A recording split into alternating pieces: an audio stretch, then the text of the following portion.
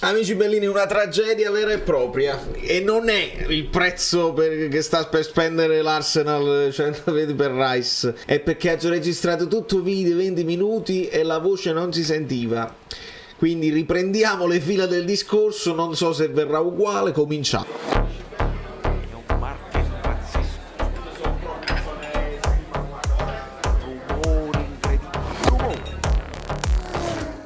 Gesù, io come faccio a riunire tutti i puntini? Perché io vado a braccio. Paolo Versalona, benvenuto sul canale. Iscrivetevi al canale per darmi un boost di energia, perché dopo che hai registrato tutto un video e si sentiva così, incredibili. E approfondire al canale, sulla campanella, può essere live, poi ve lo faccio sentire per uno sfizio proprio mio personale, facevo sentire agli abbonati. Devo ricominciare tutto da capo, ma si può fare. Lasciatemi un like di incoraggiamento per quello che si spende nel mondo per il mercato e per mamma mia, tutto un discorso Rice, Osimhen. Allora, tirando le fila, come si stanno muovendo le altre sul mercato? Il mercato sempre dell'Arabia Saudita, Osimhen, il prezzo di Osimhen, i pro e i contro di mantenere, di bloccare Osimhen, e andiamo a vedere subito di cosa si tratta, perché magari questo viene più breve il video. Questo è una cosa di cui vi volevo parlare alla fine, lo tolgo perché è un altro rumor, non è niente di ufficiale, però secondo me è interessante, ne parliamo alla fine. Allora, prima il mercato, perché nel frattempo si sta muovendo l'Inter con Thuram, l'ufficialità, Zipiclo Keita, l'abbiamo visto. Contemporaneamente il Milan sta piazzando il colpo Loftus-Cheek, che è un ragazzone che mettono a centrocampo incredibile, bello grosso, non è detto che sia il campione, però si stanno cominciando a muovere queste squadre, mentre la Juve dà una botta importante col rinnovo di Rabiot, che non se l'aspettavano, e si apprestano a presentare probabilmente UEA. Quindi questi nuovi novi, tutto cose che sono figli di Enrico Chiesa, c'hai Federico Chiesa, UEA c'hai l'altro UEA, e Thuram invece con gli altri c'hanno l'altro Thuram. Ma questo è un discorso che non ci interessa, perché sono le altre squadre che devono effettivamente affannarsi e affrettarsi sul mercato per colmare quel gap che il Napoli l'anno scorso ha dimostrato di avere. E quindi sotto questo punto di vista io mi sento anche tranquillo. Non chiedo al Napoli, questo portatelo a De Laurentiis, io che sono sempre molto il Napoli. No, sono abbastanza tranquillo sul Napoli. Il Napoli deve ragionare bene su quello che sta facendo, e non ho la fretta di avere i nomi sul mercato, di sapere chi sarà il giocatore che sostituisce Kim. Non ce l'ho la fretta, cioè, avrei più fretta di sapere cosa vogliamo fare su Osimhen e sapere che progetto hai. Lo vuoi effettivamente bloccare, o sono offerte che sono le classiche offerte del Napoli quando già sai di averlo venduto e fai quell'offerta in extremis che poi ti rifiuta, bene o male. Ma io non ho fretta sotto questo punto di vista. Io avrei più fretta, ma ve lo dico proprio con tranquillità, di sapere la maglietta. Cioè, dammi la maglietta. Lo dico veramente a De Laurentiis, a Valentini e a chi se ne sta occupando. Dateci la maglietta e createci un po' di hype per l'anno prossimo, e noi sul mercato ci pigliamo una settimana di vacanza e non ci pensiamo, e ragioniamo sulla maglietta. Poi dobbiamo parlare di questo loghetto qua perché è interessante. Contemporaneamente, guardate che cosa sta succedendo in Arabia Saudita. Verratti, il PSG chiede almeno 80 milioni per il centrocampista, che potrebbe così raggiungere le altre stelle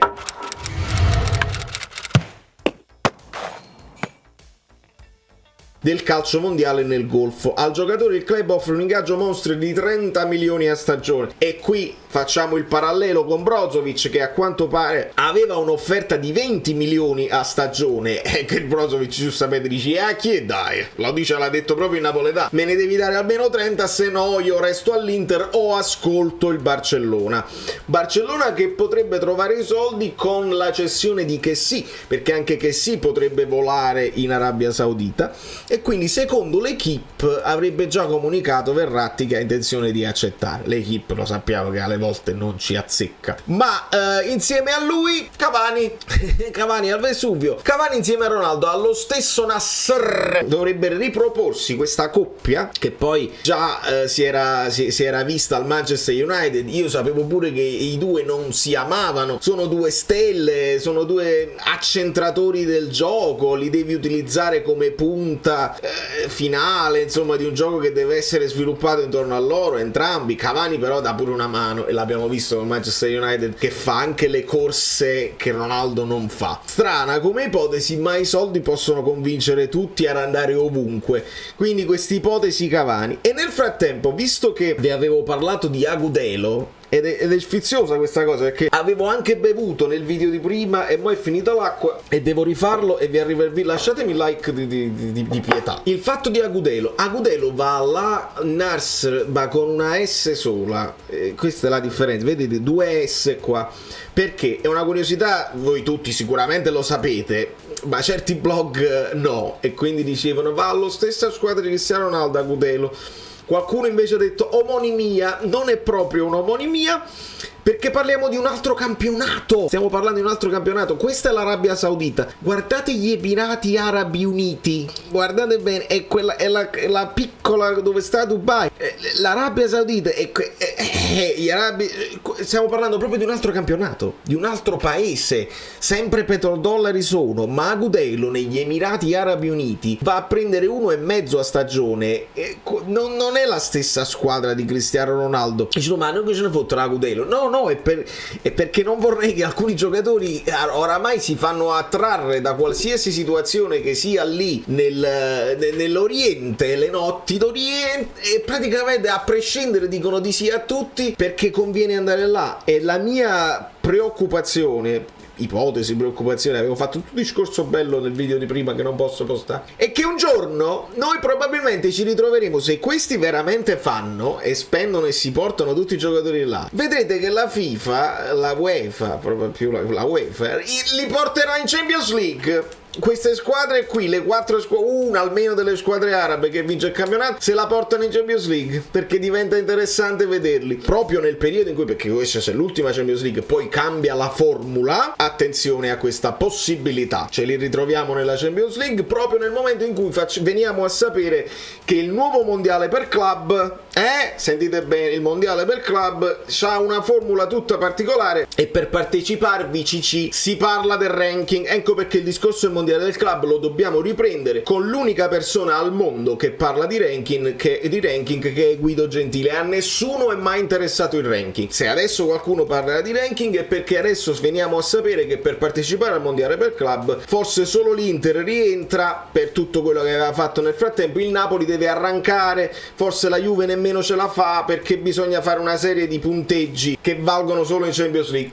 È un discorso che va approfondito, non voglio dirvi stupidaggini, lo sapete, qua io vi dico solamente cose certe, quindi non diciamo così. Però occhio alla possibilità che questi allargano gli orizzonti e fanno rientrare anche le squadre arabe, perché sono più interessati. Di conseguenza, oltre a Cavani, oltre a Verratti, parliamo, ho detto che sì, interessati anche a Fofana. Ve lo ricordate Fofana, quello dell'Udinese, passato poi a Lens, grande occasione persa del Napoli, su questo se ne vola direttamente di là. È ufficiale Mendy dal Chelsea, quindi continuano a spostare soldi nella squadra. Guarda, veramente sta succedendo qualcosa di incredibile da quella parte. Chelsea. Parliamo quindi di campionato inglese, perché il campionato inglese è capace con l'Arsenal di spendere 122 milioni, o almeno questa è l'offerta che ci fanno sapere, per muovere Rice. Il riso abbonda sulla bocca degli stolti, dal West Ham all'Arsenal, e addirittura il City si leva da mezzo e dice vabbè, voi siete pazzi, e quindi così. Se Rice effettivamente viene a costare 122 milioni,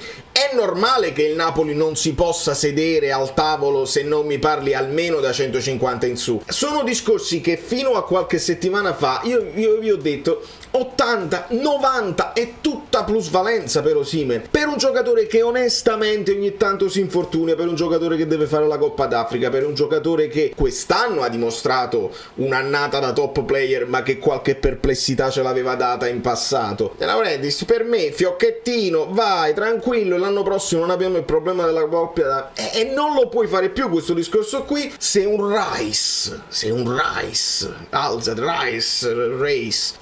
a questo punto deve partire l'asta. È questo che vuole dire ed è giusto anche pensarla così. Se anche il valore di Osimhen fosse più basso, al momento il mercato ti parla di questo: Tonali 70 più bonus, Rice 120, 160 per Osimhen. È un attaccante che fa gol e combina, e questo ve lo devo ricordare quando si dice prendiamolo e portiamolo in braccio, è uno dei pochissimi attaccanti che combina velocità e colpo di testa. Ecco perché a me dispiace perdere Osimhen, perché con chiunque ti compri al momento io non lo trovo un profilo che sia così forte di testa e contemporaneamente così veloce da poter essere mandato anche in profondità. Ecco dove il Napoli, io dico, mantienitelo Osimhen, facciamo il più possibile in Champions con la coppia Kvara-Osimhen, che l'avete visto, non lo so se ve l'ho parlato già è tutto mischiato nella mia mente, quello che ho detto e quello che non ho detto. E Kvara-Osimhen, no, se ne va Osimhen, gli metti la maschera e fa tutti lui gol, va benissimo. Questo poi è il dubbio che deve avere il Napoli: te lo vendi, la trovi una soluzione quest'anno subito per sostituirlo e per far bene lo stesso? Il Napoli, noi ricordiamo, è impossibile rinunciare a Cavani e arriva Higuain, è impossibile rinunciare a Higuain e cresce Mertens, è impossibile sostituire Mertens e ti cresce Osimhen. Il Napoli lo farà, però quest'anno, visto che le altre hanno un grande gap da colmare, questo è il dubbio che abbiamo e che mi dovete dire nei commenti: se tu te lo mantieni un anno, gli fai un rinnovino di contratto di un anno con una clausola più bassa in stile Haaland accettò il Borussia Dortmund perché il Borussia Dortmund accettò una clausola bassa che permetteva a Haaland poi di andare dove voleva, non pesando sulle casse societarie di chi se lo andava a prendere. Gli fai la clausola un po' più bassa, in accordo Osimhen si mette l'anima in pace e ragiona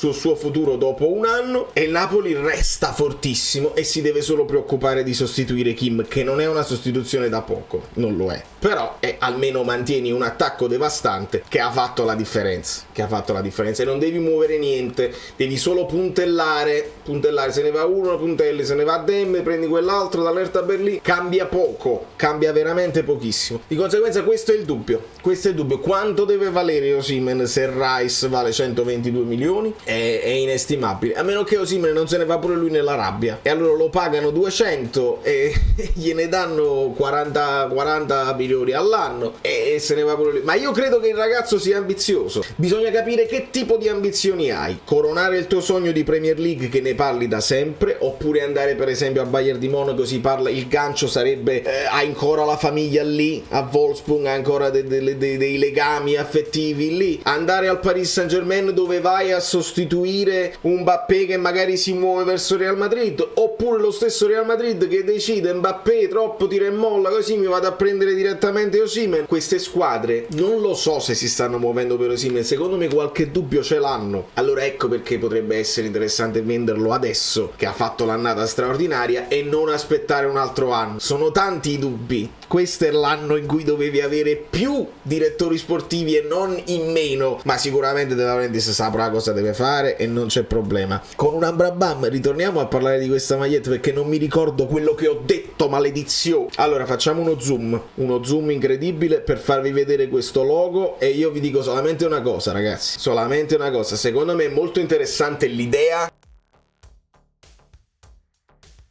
perché lo sappiamo che il logo del Napoli, guardate questa cosa qua che vi faccio vedere, ecco, da questa comparazione di tutti i loghi, è una cosa simpatica, si vede che nessuno stile si adatta bene alle altre squadre, cioè l'idea dello stile del Milan, del logo del Milan e del Napoli non funziona tanto, ma guardate com'è semplice, se non povero, il logo del Napoli sulle altre squadre, semplicemente una lettera. Ecco perché secondo me l'obiettivo di un refresh secondo me ci sta e ci deve stare. In questa idea di cui io non conosco l'autore, ma leggo Siamo figli del Vesuvio, è stata trovata su Twitter e l'amico abbonato me l'ha girata e io mi sono emozionato. Allora, in questa idea, prima di tutto ritorna Coca-Cola, la MSC è solamente il logo, quindi è difficile che sia vera veritiera, è solo una fantasia, benissimo, ma la N del Napoli che rappresenta il Vesuvio stilizzato secondo me è un'idea geniale, è difficile, ricordiamo che è difficile rinunciare al logo della tradizione, ma c'è una squadra che lo fa bene secondo me, che è la Roma nella prima maglietta mantiene il logo, quello là ufficiale, e nella maglietta da trasferta richiama il logo della tradizione. Ecco, il Napoli potrebbe, se ha intenzione effettivamente di svecchiare un po' il logo, che sono troppi anni che è lo stesso e bisogna andare nei colori pieni e non più nei colori sfumati perché quello è il passato, se il Napoli avesse intenzione potrebbe sfruttare l'idea di un logo diverso nelle magliette speciali o nelle magliette da trasferta, così il tifoso non deve per forza scegliere, comincia a vederlo sui giocatori e potrebbe abituarsi. Secondo me questa N vesuviana è semplicemente geniale. Poi questa maglia è spettacolare, ma non lo sappiamo, la Coca-Cola intriga di più della MSC Crociere, devo dirvi la verità, però i rumors portano in un'altra direzione. Mi piace il colletto, mi piacciono le maniche, mi piace tutto, mi piace veramente tutto, e non lo so, tu autore di questo rendering straordinario scrivimi in privato che devo fare il tuo nome pubblicamente. Per il resto spero di aver detto tutto. Loftus-Cheek, Pirlo alla Sampdoria, non l'avevo detto, Rabiot, UEA, Veiga, l'ho detto che il Manchester City molla Rice, ma probabilmente se mollano Rice si buttano su Veiga, dopo aver venduto Gundogan, ufficializzato Kovacic, si buttano su Veiga, e quindi se il Napoli non ci aveva messo gli occhi subito e quindi era pronto a farla subito, perché il Napoli, ce l'ho capito, lo può comprare, il Napoli non deve aspettare, Dombele non viene rinnovato, Dem probabilmente va via, il Napoli lo deve poter fare senza aspettare il movimento di niente, i soldi ci stanno, ma io non ho fretta sul mercato, pensate un pochino, non ho fretta sul mercato, bisogna guardarlo il mercato, l'Araba felice che sposta troppi soldi, l'Inghilterra che risponde perché se lo possono permettere, l'Italia sta lì a guardare, cerca di muoversi di conseguenza, e il Napoli potrebbe fare la voce grossa e imporsi come forza italiana, ma aspetta, e secondo me va pure bene. Dammi però la maglietta perché io ho bisogno di qualcosa a cui aggrapparmi. Da New York, speriamo che si sia sentita la voce e tutto. Vi arriverà in nottata questo video, non fa niente, lasciate i like di cortesia, iscrivetevi al canale, così mantenete la barca in piedi, perché io ho i problemi tecnici e non ci posso fare niente. Sembra una parrucca, ma non è vero, perché vedi, cambia. Ah, ma no, che meraviglia, io me li fai. Sono Saveri al solito. Dobbiamo arrivare a 20.000 iscritti, di cortesia, perché questo è l'anno. Avete lasciato i like? Niente più, dai, basta, sei cringe. Quante cose.